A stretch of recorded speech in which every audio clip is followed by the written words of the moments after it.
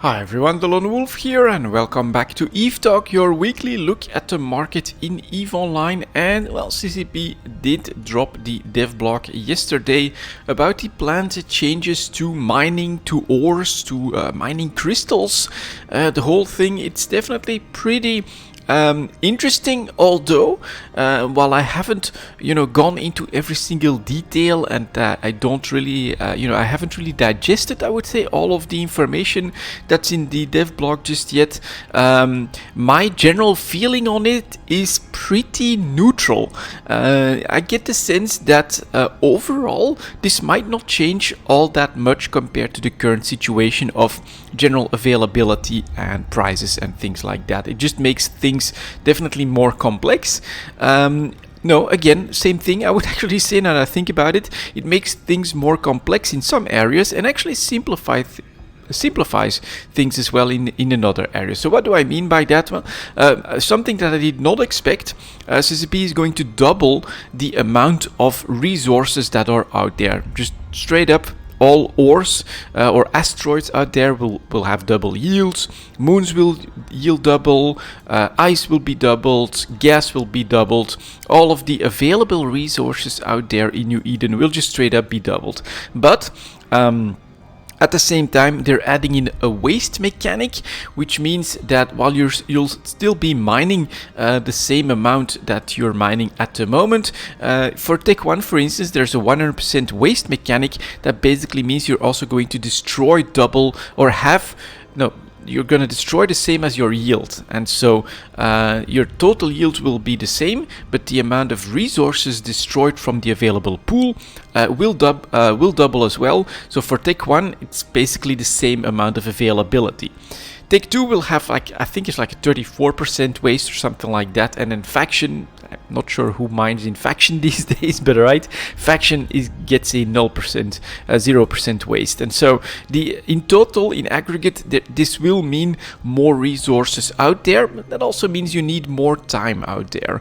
And then so you can already feel, right, there's a little bit more complexity there. There's now a waste mechanic to think about. There's also going to be like new mining crystals that will give you, that will also function depending on the waste, and there's even a type C that will basically allow you to destroy resources, which again, overall, I think we might just end up where we started when it comes to how much is actually being extracted by the player base. And then all of that extra complexity, on the other hand, they're simplifying the skill lines and things like that, so you won't need to have refining skills for every single resource type out there. We'll actually get skill points back. I think potentially I'll get quite a few skill points back for all of that, because I do have a lot of the refining skills up to 5, and then the big thing, I was hoping it wouldn't happen, but it's not like it's a surprise. The Orca mining yield gets nerfed quite a lot, and the Rorcal gets completely gutted when it comes to mining. Now that one, that was 100% expected. That was not going to continue as it is, but for the Orca, I do feel like it's a little bit of a loss. On the other hand, the Orca then gets ore compression and gas compression as well. Moon ore compression will remain unique to the Rorcal. So yeah, the Rorcal takes big slaps. It's gonna be interesting. You need like a core in the Orca so that you can compress. I mean, it's something that I'm missing at the moment, since it's such a big hurdle and so dangerous to set up your own private structure out there. You're immediately going to get a war deck because of the core. Now you get the option of the Orca, so at least that is something that I'll definitely look into and explore. But yeah, hoping that the Orca would remain your high sec end game goal. That's not going to work out. And yeah, so that means that you don't get those oppressive yields anymore from the Rorcal either, which means that we'll have to move into barges, we'll have to decide more tank, more yield. All of those choices do come into play for like more of the mining in New Eden, which again, I think will bring us right back where we started, pretty close to the current yield. So yeah, CCP give it doubling all the resources, and CCP take it making, adding waste, adding, different complexities and things like that to the mechanic. It's interesting. But yeah, my expectation, honestly, is not too much will change in aggregate. Another thing, I quickly do want to mention that it is going to be the Alliance tournament. I actually enjoyed some of the matches from last weekend, and since we aren't nerfed just yet, I'm probably gonna sit in my Orca, do a little bit of mining while watching the Alliance tournament as well this weekend. Anything else? Yeah, we always do take a quick look at the New Eden store. Let's take a quick look at what's happening here. So we still have a sale happening this time on the on quite a few different types of skins. Stealth bombers apparently are getting a sale. Some tech trees as well. All right, I don't think I have Proteus skins or anything like that. And then we've got the Guardian ICC skins that are front and center. Let's take a quick look at the services though. These don't show anything special, but there was a 2-for-1 skill extractor sale happening, or it happened, just finished or something like that, which of course quite a few players noticed as being quite ironic. First you completely got all the investment that the players have done for that solo mining roar call, but then you give them the option to just extract all their skill points for a better price if you want to. So overall, yeah, I'd say it's pretty funny. I don't see this as being a big revolution in how things will change for like the market, I could say, in general. Let's see if I'm right. Let's jump into the market.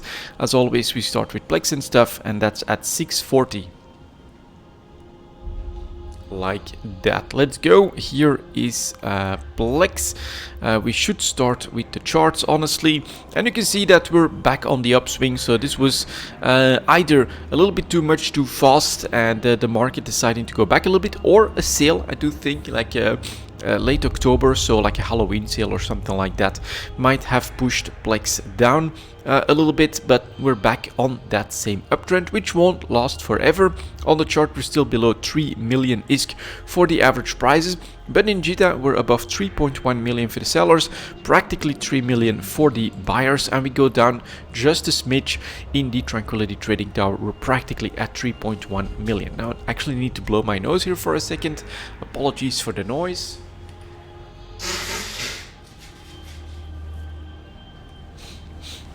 But no way that I can hold that for 50 minutes. So there we go.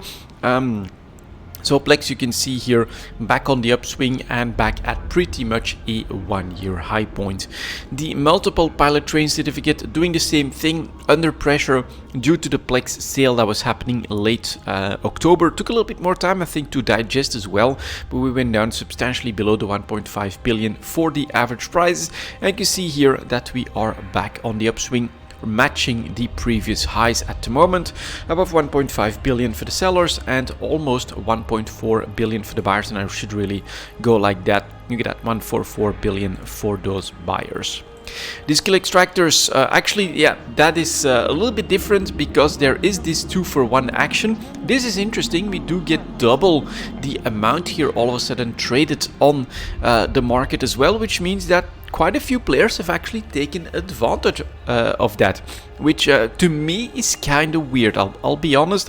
I'm a one account kind of player. I'm in fact pretty much a one character kind of player. I mean, the lone wolf here, he just sits in Jita so I can make Eve talk. I have one the second character is covered capable, but he's basically, if I ever want to go back into wormhole space, that's going to be my alt. That'll always give me an entrance or an exit. And then we got my main, that is my full focus, has all the skill points, and I would feel like it would be like a big waste to just throw away skill points, because you never know when something will change again in the future. So I would not be extracting from my roar call skills and I put them into other things. But of course, if you're using a lot of alts, then it might make sense, and obviously there's players that play the game that way, considering what we're seeing here in the extractor market, next to of course just the economic sense that it makes, since you basically got them at half price. Down to 345 million for the sellers, 312 for the buyers. That's still pretty expensive actually, despite the double availability. Then we have the impact on the scale injectors. Here are the large scale injectors going down in price a little bit. I do think that this is now a little bit of an exacerbated move down below 680 on the chart because of what's happening with the extractors. It does mean that at the moment it's like way cheaper, way easier to make these large scale injectors, and so we're selling at 690 million almost, buyers at 645. We basically opened up a decent margin here between sellers and buyers, with buyers dominating the trade, I think just because of what's happening with the extractors. Small scale injectors are still living their own life, which is quite surprising as they are back up above 140, while the large scale injectors are moving back down. 140 million for the sellers, 131 million for the buyers of these small scale injectors.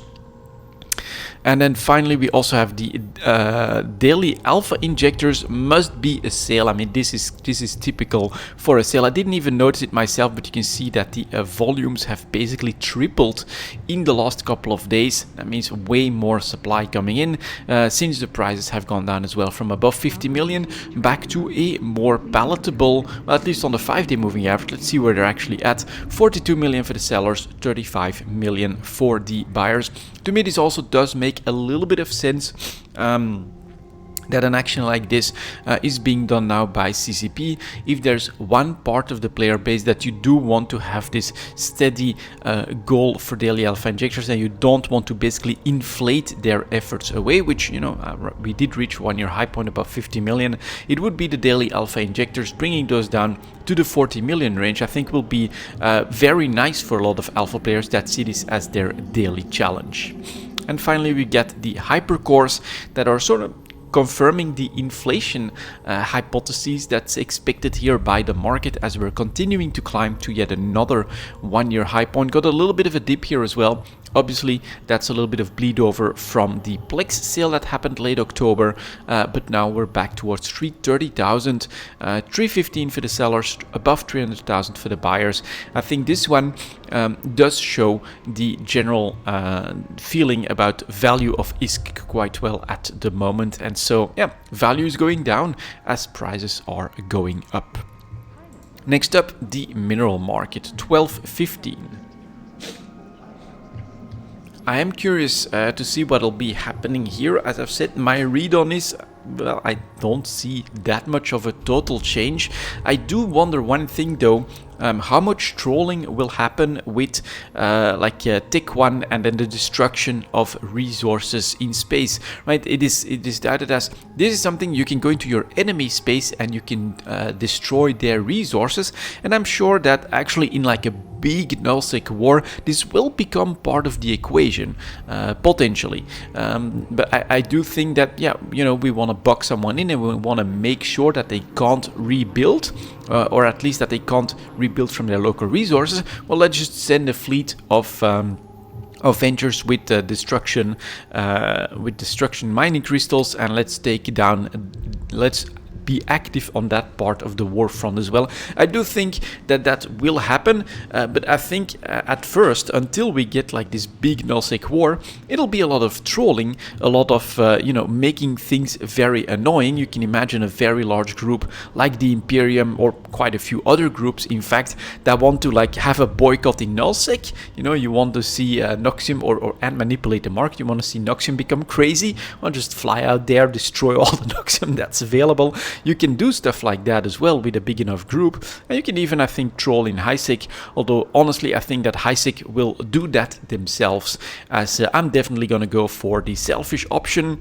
Faster yield, more destruction, just get as much as quickly as possible, and that's probably how I'm looking at mining in HiSec at the moment. So yeah, let's take a look here. Here is, as always, we should actually start with Tritanium. We're seeing a move in Sidewind, spoiler alert, but for Tritanium, slightly edging up, but still very much in the same ballpark, close to 4.5 ISK. 443 now for the sellers in Jita, and 426 for the buyers. So there's hardly a noticeable move. There is a little bit of volume. God damn it, my nose is still not 100% okay, but let's go.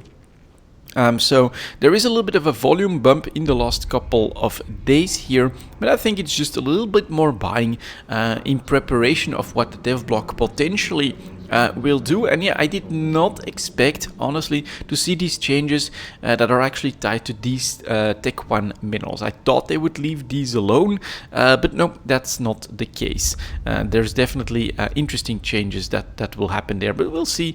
I couldn't tell you what the net impact is going to be. Then we get pyrite. Yep, same thing, slowly edging back up a little bit towards 17.5, slight uptick in volumes as well in expectation of the dev block, but we're still at basically 17.30 for the sellers, 16.50 for the buyers. Pretty narrow margin, normal price, not a lot of movement to be spotted here. Mexalon next, that one, alright, that is definitely a little bit of a move up as well, not even that much in the volumes. But Mexalon is up in price a little bit, 75.75 for the sellers, 64.30 for the buyers. Actually sellers at 75.75 in Jita, that is up on to this part of the chart. Now, I would say don't panic just yet for Mexalon. This is actually just an average normal price, historically speaking. So I don't feel like this is completely crazy. I did feel over the last couple of months that we basically settled down at perhaps a slightly low price, because Mexalon does become, I think, the primary bottleneck in nullsec or in big production cycles when it comes to those high-sec minerals. So I thought that we would normalize a little bit more on that. That's just happening here. We are up to 75 for the sellers though, so maybe they're expecting, if there's going to be troll efforts, of course, potentially, the first mineral to be impacted in high-sec for that would be Mexalon. So maybe there's a bit of expectation on that there as well. Next up, we've got Isogen, that is basically continuing its stepwise recovery from the bender of the several years before the scarcity era, when it became a side product for any other mineral, was so massively overproduced that the price dipped down to super low prices. And now, as I've been mentioning, I do think that we would be jumping through or slowly getting through those old reserves, and once we got to an active supply demand situation, we should see Isogen at least well above Mexalon, and that has happened at this point with a little bit of a pullback at the tail end here. So we did jump up to above 100 ISK for Isogen. We're selling at the moment for, well, there's one seller at 66.50. Maybe someone is liquidating the final stocks before the industry, now that the industry changes have been announced. But this is almost 1 billion units that are still coming in at 66.50. That is again going to stabilize us very strongly over here on the chart for quite a while, 3 months in all likeliness.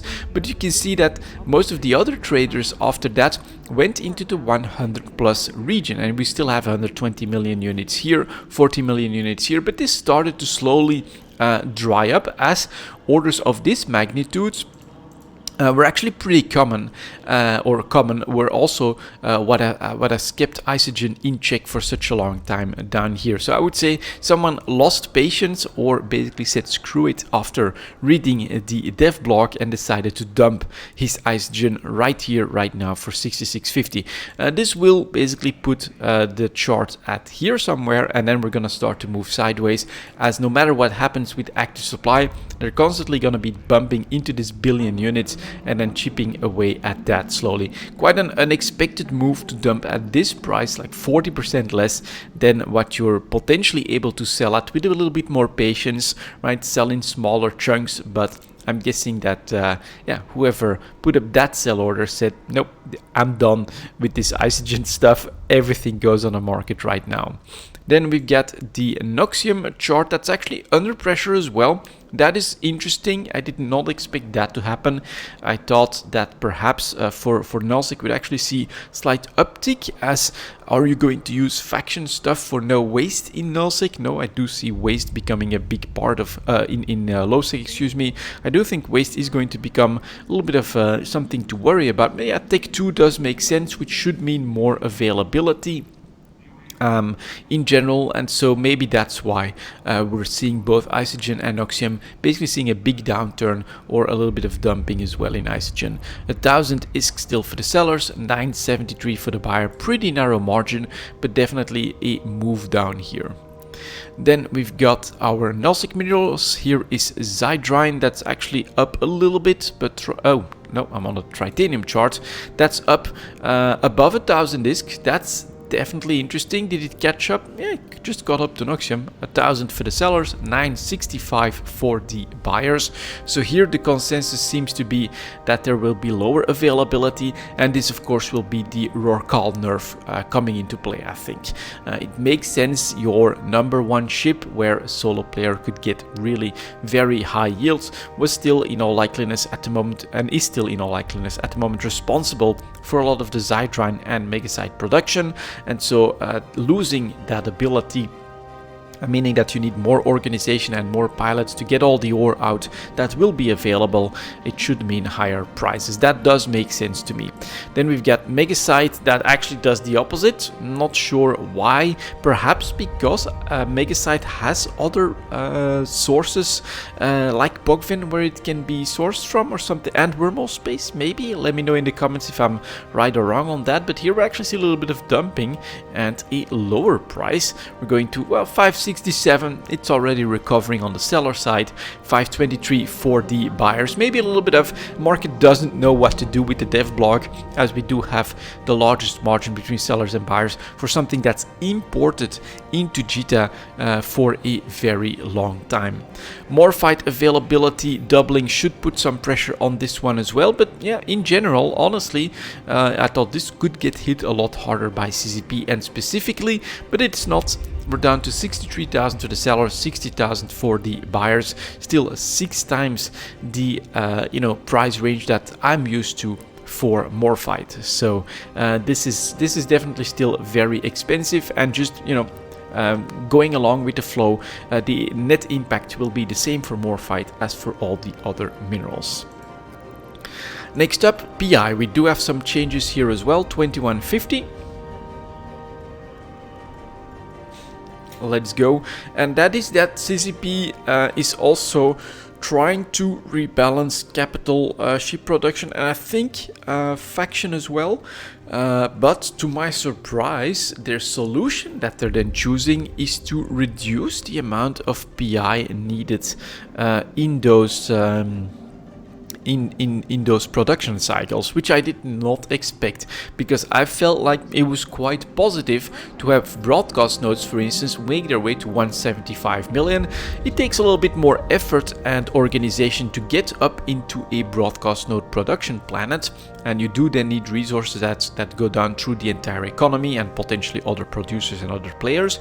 But no, this is what they've been reducing, and so I do think that we will see more pressure that was already starting to build on these PI materials.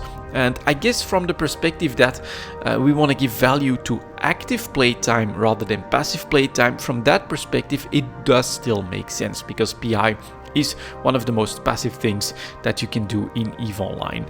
So broadcast nodes are going down to 1.5 million. A little bit above that for the sellers, but buyers are definitely drying up, and I don't see that make a comeback, since you'll need even less for production of capital ships. Oh, I do want to make a note.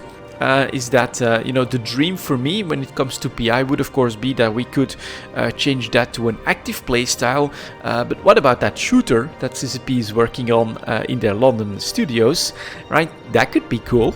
It is a planetary potentially, so we will see. That would of course be very nice if in order to have active PI, you might want to go down to the planet with your EVE character into the shooter mode and go and defend your facility from, who knows, rogue drones or something like that. And that way you could make it active and you could make it more rewarding than what it is now.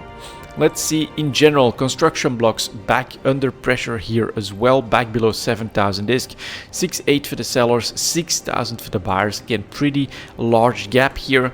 Consumer electronics were doing well to get back above 6,000 disc, which is, historically speaking, a terribly low price. We can see at the tail end here, we're stalling at that as well. Back below, 6,400 for the sellers.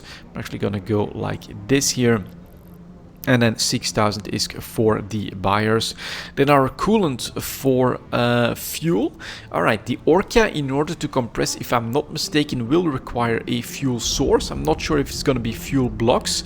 Actually, I've never flown her or color or anything like that, but it'll have like a compact industrial core that will probably consume something in order to get the compression going. So I do think if there's a PI winner, it's going to be tied to fuels, and you can see here coolant is doing quite well, staying well above 10,000 ISK, in fact almost 11k. This seller is at 11k, then 11,720 for the next one, so chew through this and we get to a very nice high price, and buyers are coming in at 10,000 ISK as well.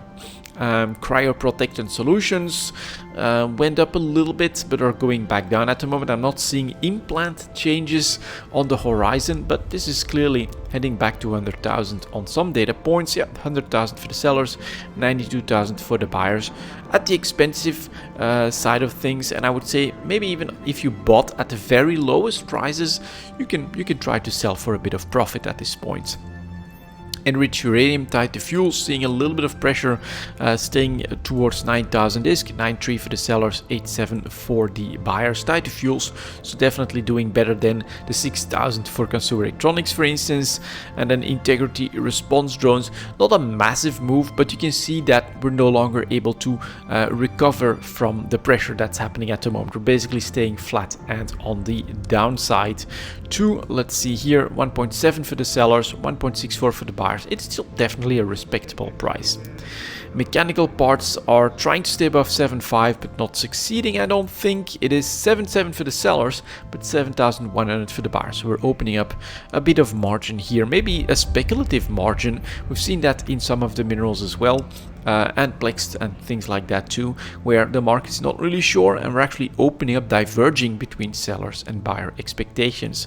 Nanites back under pressure, back below 5,174, so almost 5.2 for the sellers, 4,800 for the buyers. Nano factories, you know, they were under pressure, and then I think this announcement will not change that course, and in fact we're back below 700,000 ISK, 720 for the first seller, 658 for the buyers. So that's just continuously dropping at the moment.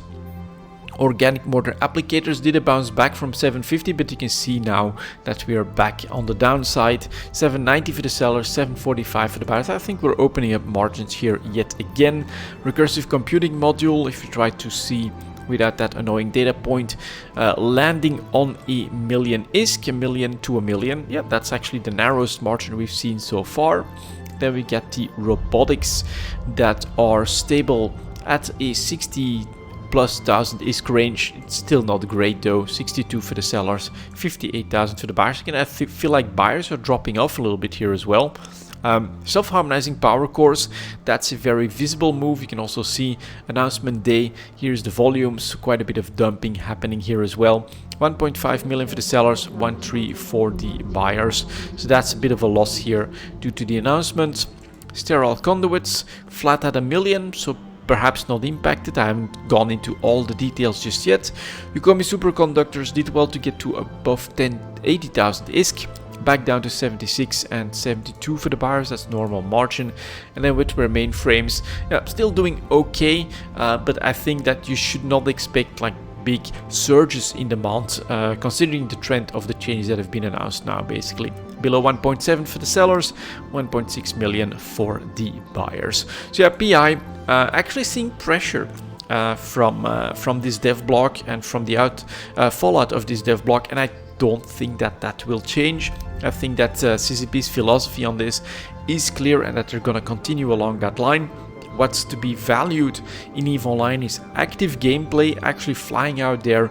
You gotta risk your ship in order to get the rewards, and yeah, PI is going to fall off on that or become the victim of that, and does look like that's gonna change.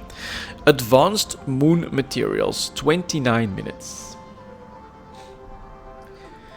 Let's go. I think availability will be increased quite a lot because, of course, quite a bit of moon mining does happen with organized groups, and so they can take a look at all of the changes, test it out on CC, and decide, all right, it's not going to be just dump all our calls on that on the ores created by the moon mining, but they will still get the best possible combination up and running. At least in quite a few of the cases, I think. So it's going to be interesting to see what the impact is here. I think availability should go up, so that should put pressure on the price. But at the same time, I do think we've seen that from the sideline chart, the expected yield might go down. So the expected amount of time needed in order to get all the resources out might go up. So net, again, my expectation, we won't see too much, but let's see what's happening. Carbides 1.1, where are you? Crystalline carbonite for Galente. Yeah, not seeing too much, back above 175, but only just 180 for the sellers, 168 for the buyers. Bit of margin again, that's opening up. I think there's hesitation here, but the move, oh, not seeing a big move on the announced changes. Titanium carbide for Caldari. Slight move up here, definitely have increased volumes at 200 ISK, 200 for the sellers, 188 for the buyers. So here perhaps a slight response again, but it's just kind of confirming the premium.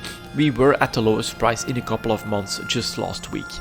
Then we've got the, not metamaterials, but ferrite carbide for Minmatar. Same stuff, right? We went down to the lowest point in the last couple of months. We're recovering back towards 175, 175 for the sellers, 163 for the buyers, and then for tungsten carbide finally. This one actually kind of, yep, it's the right one, landing on 150, still a slight premium compared to the December to March period, but basically, you know, only slightly. 157 for the sellers, 153 for the first buyers, so demand should stop this from continuing the decline. So here my read on the carbide market is that we are basically confirming the slight premium over the last year, but we're not seeing massive moves on the announced changes. Then we've got the metamaterials. Here is plasmonic metamaterials actually going back down a little bit, getting close to a 1-year low point below 11,000 ISK, so no real worries on availability there. 11k for the sellers, 10,700 for the first buyer, pretty narrow margin. Definitely a little bit of pressure here. Then we've got the next one, non-linear metamaterials for Caldari, also seeing a bit of pressure, alright, back below 20,000 ISK, 19,800 for the sellers, 18,600 for the buyers, bit of margin here as well, basically still quite normal and average on price. Then we've got our Minmatar one is here, plasmonic metamaterials, pretty much flat, so there's really not that much to say here either. 17k for the sellers, 17k for the buyers, that margin is gone. And then terahertz metamaterials, actually the first one that does have a move down, but let's be honest, this one has not moved down at the announcement, so this was already a trend that was happening. 12,800 for the sellers, 12,400 for the buyers, means that I don't see a big impact here on terahertz metamaterials, perhaps a slight expectation of increased availability. Impact on the other advanced moon materials, fermionic condensates pretty much flat for the week on that 20-day moving average, above 60k, which is still not a great price. 65,000 for the sellers, 55 for the buyers. I'm noticing again an opening up of margin here between sellers and buyers. Ferrogel still up slightly here as well, 35,000 for the sellers, 33,000 for the buyers.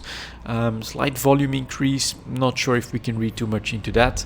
Fluorides slightly down, back below 750. 750 here for the first seller, 1.4 million units, 700 for the buyers.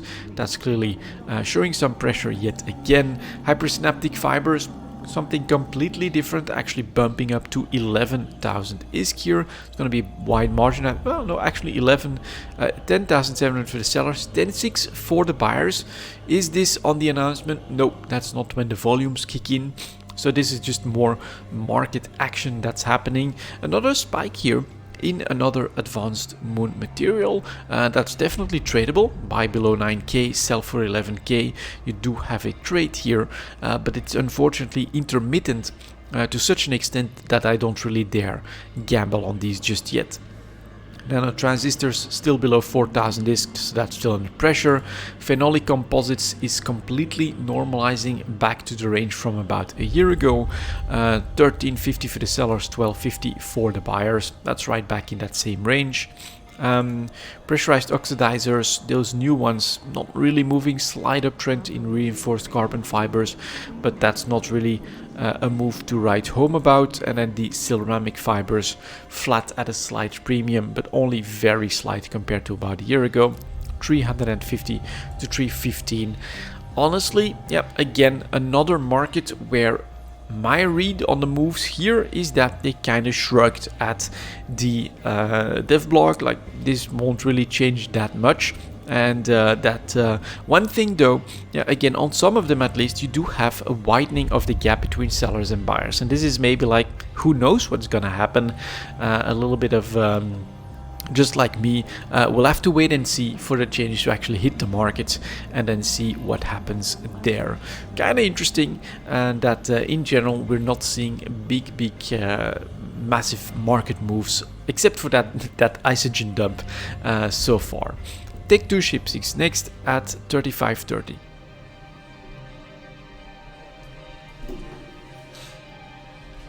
Oh man, sorry about that. I'm not sure, I shouldn't have a cold or anything like that. Been working from home all week, but yeah, it's happening. Let's get started. Here is the Basilisk chart after reaching close to 1 year low point. This was honestly to be expected last week. We saw, yeah, if you want to buy something, try to buy a Basilisk. Could have probably bought them close to 180. And we're still at 180 for the buyers, but we're back up to 210 million for the sellers. And as I've said many times before here, it's on this downside, on the left side of this bottom, that you have the best chance of picking up a Basilisk close to those buy orders. And now on the upswing, you're basically too late. I mean, the buyers are still trying, right? There's still the gap has opened up, but nobody's going to sell a Basilisk, or next to nobody's going to sell a Basilisk at 181 million. If they can sell at close to 200 million. So this, unfortunately, this opportunity is over. And yeah, if you manage to buy at 180 and now sell at 210, you do have a trade, but it's not the glorious Tech 2 days where you could get 40% profits in a matter of a couple of weeks. So it's still, to me, bargain hunting time for Tech 2. Cerberus is normalizing in the middle of the chart.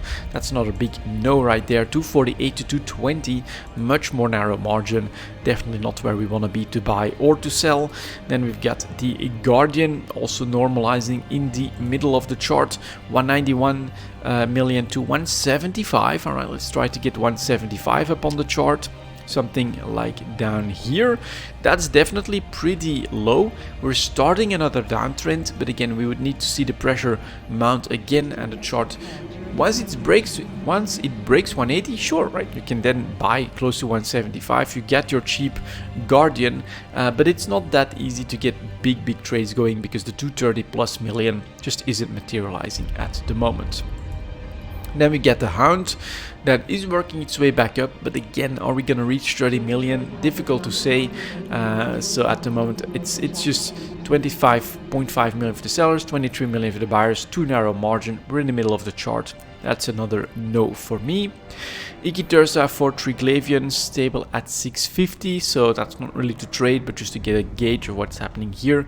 658 million for the sellers, 619 million for the buyers. Very expensive still, but not seeing too much of a change. Then we get the Ishtar, stable at 200, unless the buyers are really low. 184. 202, 185 million should be close to what you can buy. That's pretty low on the chart. If there's one thing, right, we don't see a big run up like with the Guardian, like with the Basilisk, excuse me, in those daily average prices. I would say there's still a chance that you can buy an Ishtar close to 185 million, which to me still makes complete sense. Then we get the Manticore, flat on 25 million, and I'm afraid for the margin, 27 for the sellers, 23 for the buyers. Honestly, I'd need to see that to be even lower. Then we got the Munin flat above 200, that's a big no for sure. Nemesis normalizing at 22.5. Coming from a low point, but yeah, 21 million for the buyers. Yeah, no, I need to see lower prices yet again. On Nero's going down to less than 180. That's definitely a bit of pressure, matching the lows for the last half year. Where are the buyers then? 173 to 161. Another one where, sure, you can see that we're lacking in buyers. If you want to try to buy it on Nero's close to 160 million, that does make sense to me. But it is, again, don't expect that next week you'll be able to sell it for 200 million or 200 plus, which, you know, last year was possible. But now it's really, you know, buy low and hold on for hopefully better times. The Panther is stopping the recovery, staying below 125 billion, 1.2 for the sellers, above 1.1 billion for the buyers. Then we get the Purifier. That's back up to 30 million and now working its way back down quite sharply on very big volumes.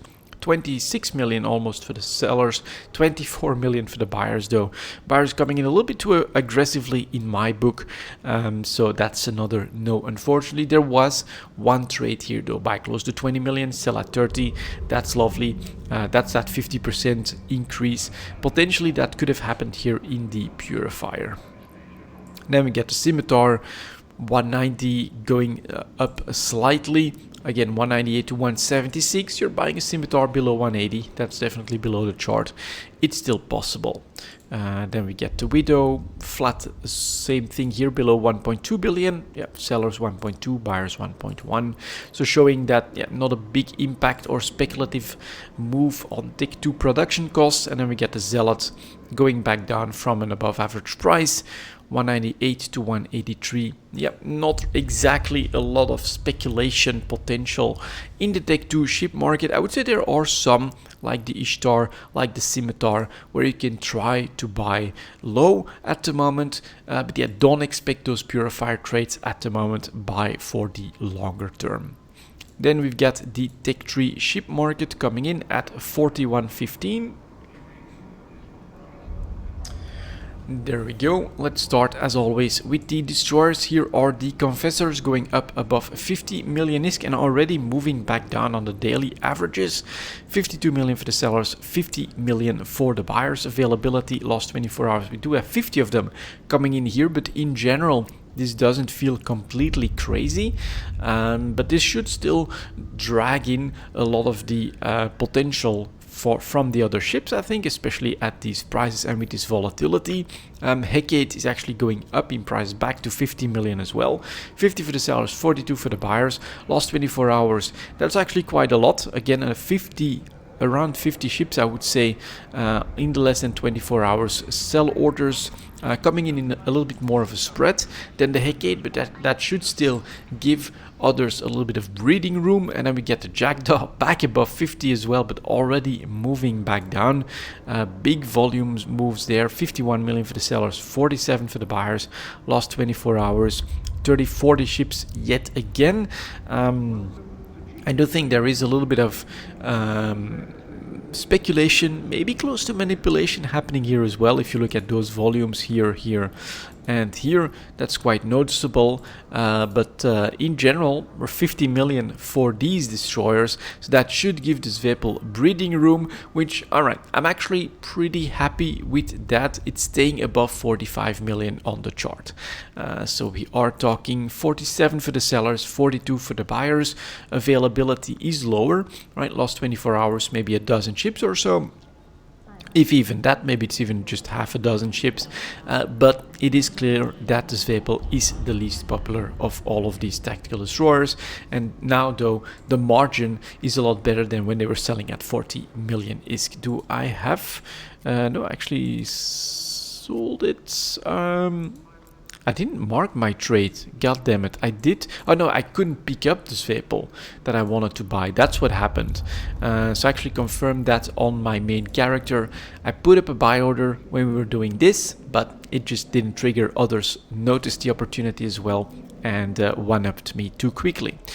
So yeah, this vehicle, there was a slight trade. I think here we're back in a more normal territory, but it does look like the market is saying Confessor, Hecate, Jackdaw, They're the tactical destroyers, 50 million, and then the Zwepel is like the little brother that's not, you know, as needed or as wanted, the black sheep of the tactical destroyer family, and he stays behind with way lower volumes and actually quite lower prices as well.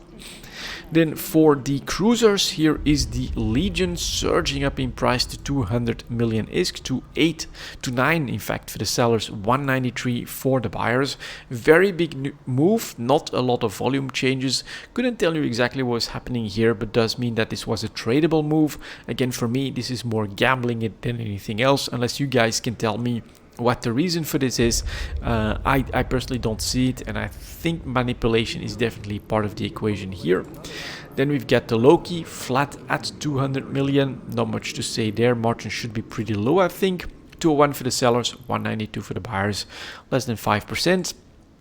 Proteus flat, 190 plus, I think. Yeah, 190 plus for the sellers, one coming in at 185, 175 for the buyers. That's actually still a pretty big margin, but not exactly cheap. And then finally we get the Tengu flat below 200, 197 to 187. So this is definitely not a lot of moves. Surprise move here in the Legion. If you did manage to buy below 180, which you could have in the last month or so, you've got a nice little sell opportunity, but again, not a trade that I would risk very often. And then finally, for the extra product, I am going to take a look at ICE 4530. And I think next week we'll go back to gas, because of course those potentially have impacts on the announced dev blogs, or see impacts on the announced dev blogs. But let's take a look at these ICE products. Materials and then ICE products. It's small margin. Yeah, all right, here we do have a move. Look at that heavy water here. Clearly a volume spike and clearly a data point moving back to 75. So we were at a 1 year low point below 50 ISK for heavy water. We're back at 80 for the sellers, but 43 for the buyers. Very, very interesting. Quite a bit of speculation here. Heavy water should become more expensive. Maybe it's because that'll be potentially used for compression in the Orca. Not sure. I'd have to check on CC exactly what's happening. But this is clearly sellers pushing the price, doubling the price all of a sudden, but buyers are going, wait, I don't see any reason to rush anything here, so let's just have a 100% pretty much margin between sellers and buyers, which is exactly what I was talking about in the course of this EVE talk. My first impression is, yeah, I don't know, I don't expect too much, but where there is some speculation that something should change, it basically opens up the margin, which shows that the market is not certain either.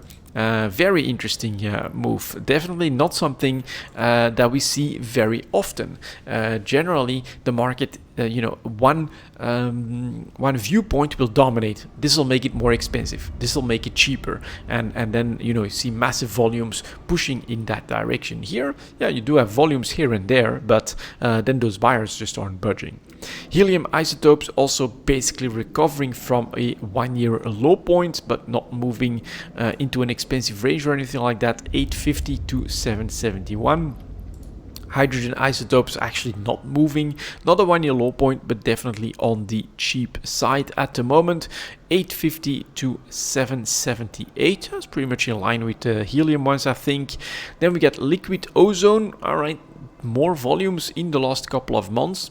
Price wise, not seeing a lot.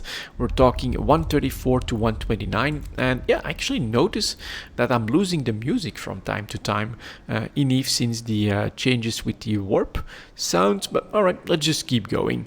We got nitrogen isotopes next, also up a little bit, but nothing noticeable in the volumes, and we're basically recovering from a 1 year low point at 750. 850 for the sellers, 816, again in line with the other isotopes.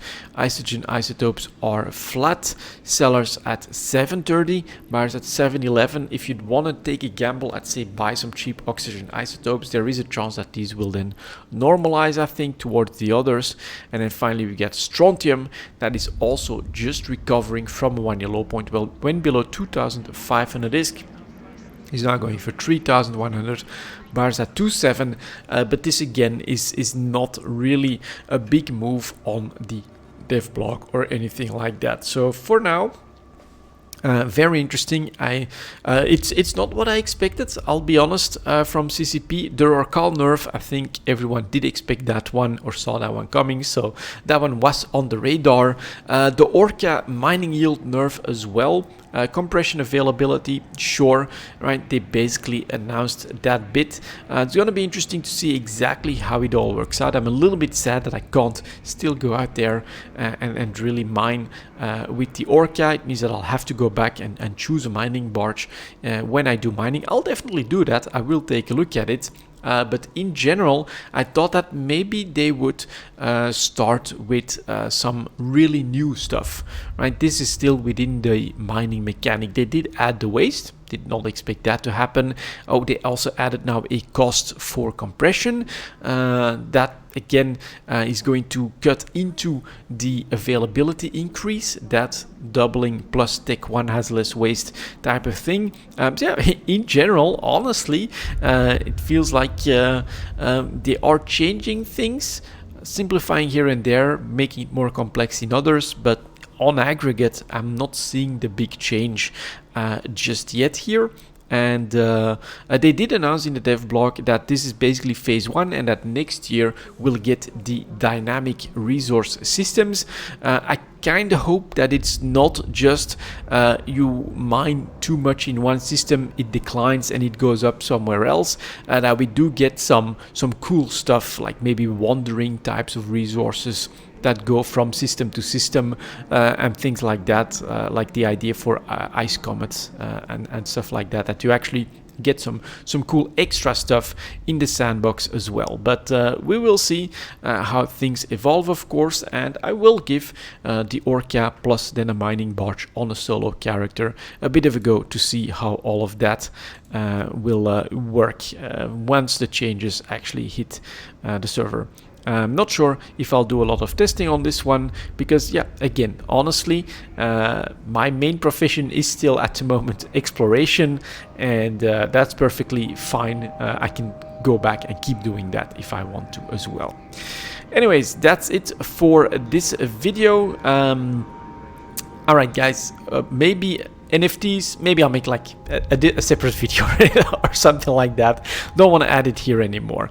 That's it for this Eve Talk. Thank you very much for watching and listening, and as always, I'll see you next time.